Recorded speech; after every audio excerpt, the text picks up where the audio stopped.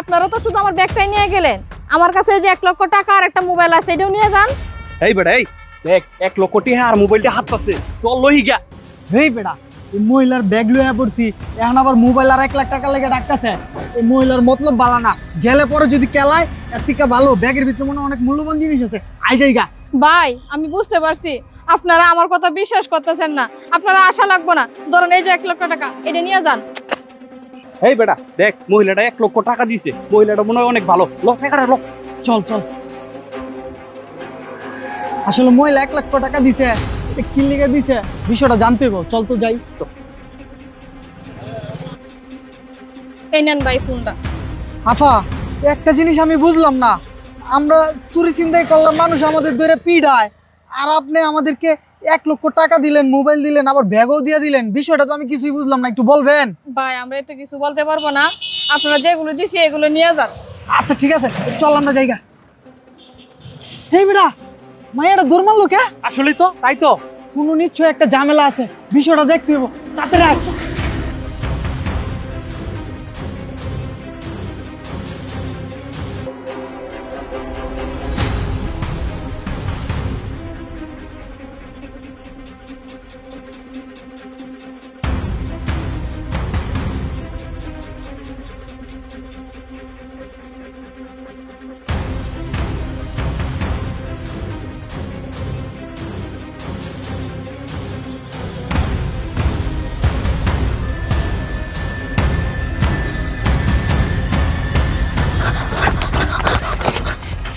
হে আতা,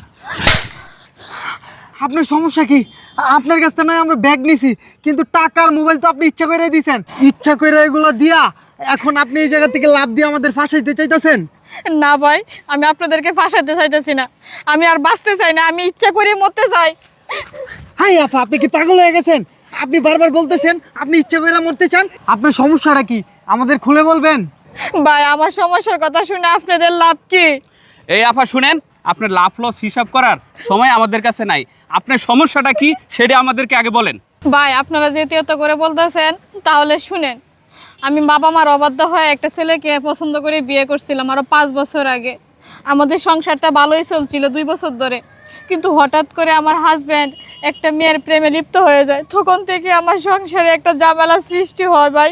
সে প্রতিদিন বাসায় এসে আমাকে মারধর করে, অনেক অত্যাচার করে, তারপরও আমি মুখ বুজে সবগুলা সহ্য করে নিয়েছি, কারণ আমি পছন্দ করে বিয়ে করছিলাম। আজকে কি করছে জানেন? সে মেয়েটাকে বিয়ে করে বাসায় নিয়ে আসছে, এসে আমাকে মারধর করে বাসা থেকে বের করে দিয়েছে। আফা, সব কিছুই তো বুঝলাম, আপনার বাবার বাড়ি নাই, আপনি তো আপনার বাবার বাড়িতে যেতে পারতেন, কিন্তু আপনি এখানে মরতে আসছেন কেন? ভাই আমি আমার বাবার বাড়িতে গেছিলাম, কিন্তু কি হয়েছে জানেন? তাহলে শুনেন।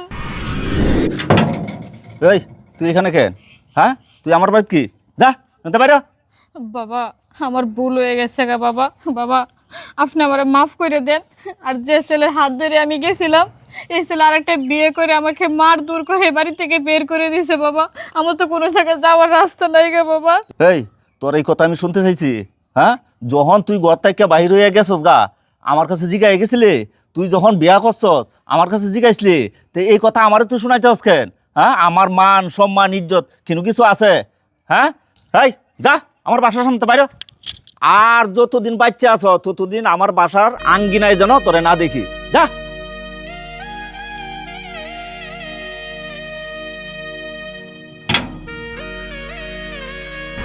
এখন শুনছেন ভাই? হ্যাঁ আপা, সবই শুনলাম। আপা আপনি যদি কোনো কিছু না মনে করেন, আমারও বাড়িতে কোনো বোন নাই, আপনি যদি আমাদের বাড়িতে যাইতেন বোন হিসাবে আমরা অনেক খুশি হইতাম। না ভাই, আমি একটা মেয়ে মানুষ আর আপনারা দুজন ছেলে মানুষ, আমি আপনাদের বাসায় গেলে এই সমাজ কি বলবে? না ভাই, আমি আপনাদেরকে ঝামেলা ফেলতে চাই না। আরে আপু, আপনি এটা কি বলতেছেন? আমরা ঠিক আছে দুইজন ছেলে মানুষ, কিন্তু বাড়িতে আমাদের একজন বৃদ্ধ মা আছে, আপনি ওনার সাথেই থাকবেন। আর যে 1 লক্ষ টাকা দিছেন, ওই 1 লক্ষ টাকা দিয়ে আমরা আজকে থেকে একটা ছোটোখাটো ব্যবসা শুরু করব। আমরা আর কখনো চুরি চিন্তাই করব না। হাফা, আপনি আর না করেন না, আপনি আমাদের লগে চলেন আমাদের বাড়িতে। ভাই আপনারা যদি আর চুরি চিন্তা না করেন তাহলে আমি আপনাদের সঙ্গে যেতে পারি। ঠিক আছে আপা, আমরা তো বলছি আর চুরি চিন্তাই করবো না, চলেন চলেন আপা, চলেন চলেন চলেন। চলেন আপা চলেন।